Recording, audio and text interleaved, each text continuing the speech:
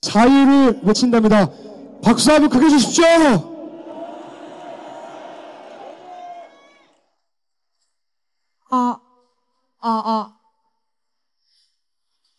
안녕하십니까. 저는 경기도 안성시에서 올라온 23살 최시아라고 합니다. 이렇게 큰 무대는 처음이어서 많이 부족할 수 있는데 예쁘게 봐주시면 감사하겠습니다. 먼저 제가 오늘 말씀드릴 주제는 바로 왜입니다. 제가 왜 이 자리에 나오게 되었는지, 그리고 왜 2030이 윤석열 대통령님을 지지하는지 말씀드리고자 합니다.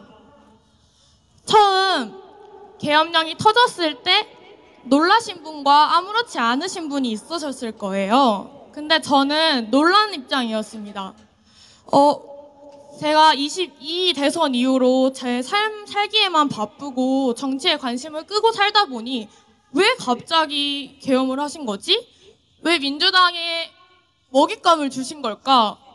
의결이 해제될 것임에 왜 하셨을까? 여기서 중요했던 점이 바로 왜였습니다. 그래서 저는 왜 계엄령을 하셨는지 찾아보기 시작했습니다. 찾아보니 그들이 22번 탄핵을 남발하고 국가 예산을 마음대로 감소시키고 또한 감찰법까지 폐지를 하는 것을 보고 이래서 계엄령을 하신 거구나 알게 되었습니다. 또 그렇게 계엄령이 왜 하는지 이유를 알게 되었는데 이제 언론에서는 그렇게 무능하다고 프레임을 씌우더니 야당에서는 협조하지 않는다는 이유로 민주주의 속 탄핵이라는 제도를 악용한 것을 보고 많이 화가 났습니다. 저는 세월호 때부터 정치적으로 감정으로 정치하는 민주당을 싫어했고 거짓 선동을 일삼는 민주당을 싫어했지만 작금의 나라의 상황이 정말 뒤집어지기 일보 직전이었음을 알게 되었습니다. 인터넷에서는 언론에서는 역시나 장갑차니 총칼이니 온갖 가짜뉴스를 퍼뜨렸고 사람들은 사실이 아닌 것들을 믿으면서 그것들 왜 계엄을 했는지에는 아무도 관심이 없었습니다. 하물며 제 지인들이 탄핵 찬성 시위에 나가는 모습을 보고 이건 아니다 싶어서 저도 나서야겠다는 마음이 들었습니다. 그래서 탄핵을 반대하는 집회가 있는지 찾아보게 되었고 부끄럽지만 광화문 집회의 존재를 이때 처음으로 알게 되었습니다. 그렇게 혼자 여기까지 오게 12월 달에 혼자서 광화문 집회를 향했는데 이 날이 저에게 터닝포인트가 되었습니다. 이유는 지금의 모습과 달리 그때 정말 저의 또래가 한 명도 없었습니다. 6070, 80 어르신들이 정말 과장을 보태서 99%였습니다. 그 모습을 보자마자 저는 순간 공포심이 들었습니다. 이 10년, 20년 뒤에 이 분들이 가시면 우리나라는 어떻게 되는 거지? 우리나라는 이제 누가 지켜야 되는 거지? 가장 인구수가 많은 4050은 보이지 않았고 2030은 전부 다 무관심에 있는 상황 속에서 이 나라의 위기감이 더욱더 절실히 느꼈습니다. 그래서 저는 교회를 다니기 때문에 혼자 광화문 집회에서 기도를 하게 되었습니다. 이 나라를 지켜달라고 그리고 제발 젊은 사람들이 더욱더 깨어나게 해달라고 기도를 하는데 정말 애국심이라고 찾아볼 수 없었던 저에게서 눈물이 나오기 시작했습니다. 기껏 어르신들이 6.25 때부터 지켜온 이 땅을 저 공산주의 세력한테 빼앗기고 싶지 않았고 정말 그 순간 마음을 굳게 먹었습니다. 앞으로 오프라인에 많이 나와야겠다. 20대 여성 별로 없는데 이 20대 여자들은 전부 탄핵 찬성 시위에 있다는 그 고정관념, 그 프레임을 깨부수고 싶었습니다. 감사합니다. 그래서 왜 2030 여성들이 민주당을 지지하는지 알아봤는데 그들은 민주당이 선이고 국민의힘은 악이라는 그 세뇌의 당에 있었습니다. 아니 정치에 선악이 어디 있습니까? 그치만 지금 현재 민주당은 반국가 세력이기 때문에 악이 맞습니다. 정부의 주요 인사들을 줄줄이 탄핵시키고 일을 못하게 되어도 자기네 인사 임명하려고 헌재고 방통이고 전부 마비시키고 미루고 임명을 미룹니다. 본인들의 정권 찬탈을 위해서라면 국정이 마비되어도 나라를 쑥대밭으로 만드는 이게 정상입니까? 아니라고 생각합니다. 악법의 거부권을 쓰는 것이 그게 소통을 안 하는 겁니까? 그러면 그들은 왜 대화로 하지 않고 줄줄이 탄핵시켰습니까? 이렇게 손발이 묶인 나쁜 상황 속에서도 윤석열 대통령님은 작년에 수출 1위를 달성하셨습니다. 객관적으로 누가 나라를 생각하고 발전시킵니까? 세상에 어느 독재자가 나라를 발전시킵니까? 독재자라고 함은 국민들을 착취하고 나라를 망가뜨리는데 지금 누가 나라의 근간을 뒤흔들고 있는지 정말 우리 모두 객관적인 눈으로 바라봐야 한다고 생각합니다. 윤석열 대통령님께서 왜 방송국이 아닌 선관위를 터셨는지, 왜 본인이 당선된 선거를 자꾸 파헤치려고 하시는지, 왜 사형 또는 무기징역인데도 계엄령을 내리신 이유가 무엇인지, 그것도 실탄 없이 200여 명밖에 안 되는 병력으로요. 왜 민주당은 간첩들이 나날이 검거됨에도 간첩법 폐지를 주장하는지, 노동조합이 왜 북한의 지령을 받고 왜 미군 철수 운동을 하고 그들이 왜 윤석열 대통령을 탄핵시키고 싶어 하는지, 왜 민주당만이 아닌 국회 전체를 비판하셨는지 윤석열 대통령님께서요.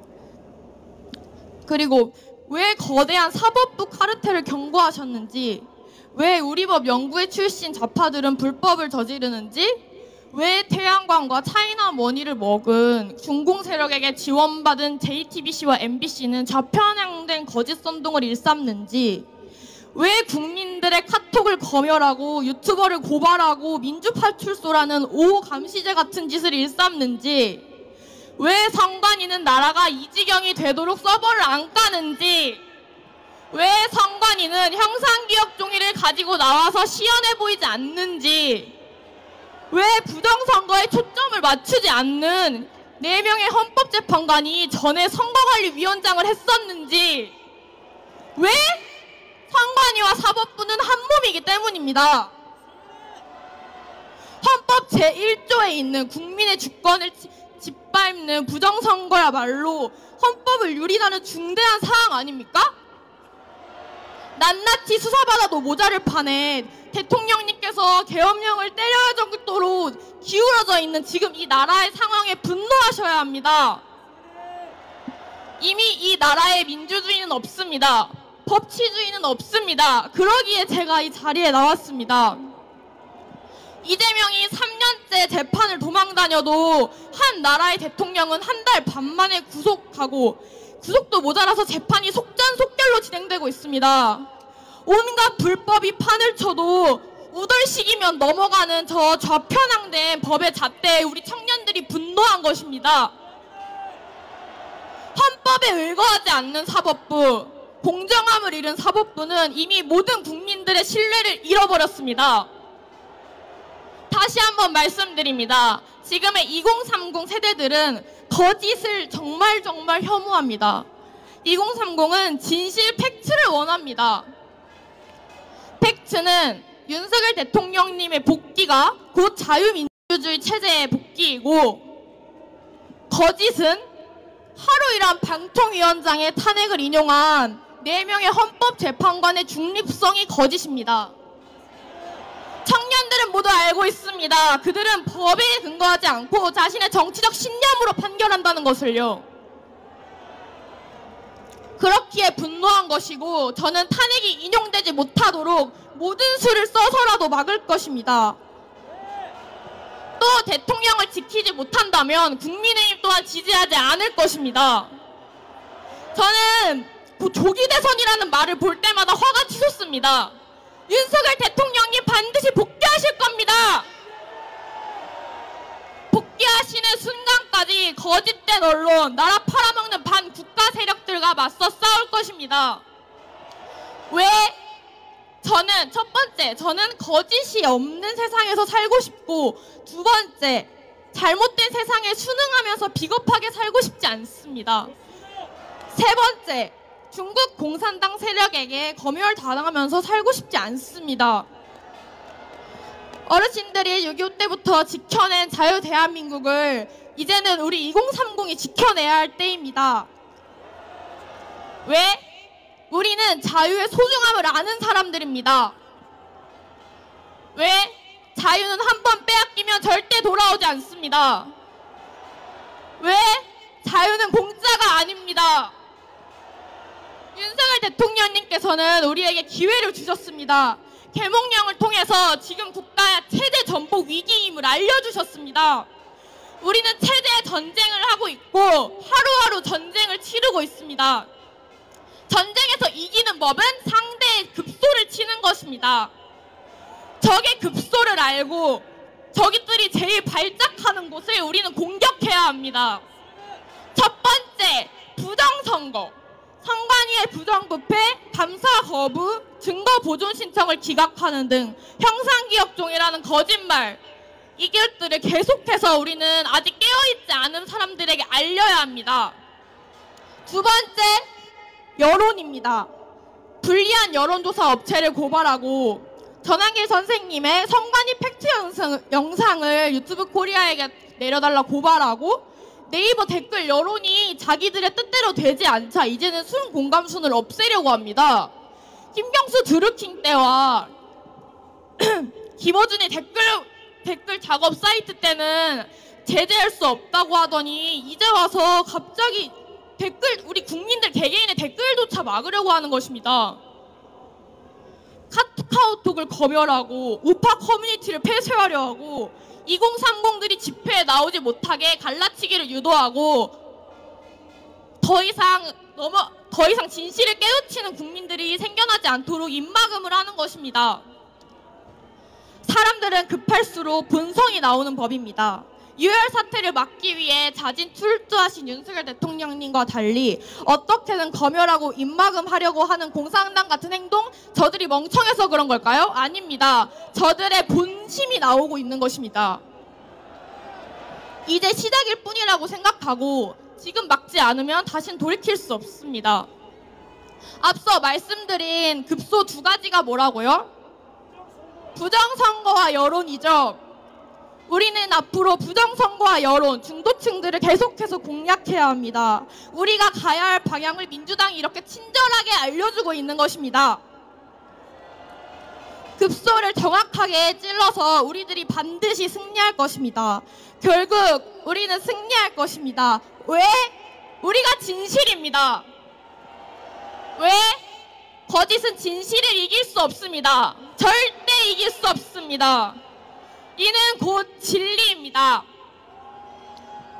그렇게 다들 많이 지치시고 힘들지라도 정말 승리 하나만을 바라보고 앞으로 나아가셨으면 좋겠습니다. 마지막으로 윤석열 대통령님께 짧은 한마디 하겠습니다. 윤석열 대통령님! 2030이 지켜드리겠습니다! 건강만 하십시오! 이상입니다. 감사합니다.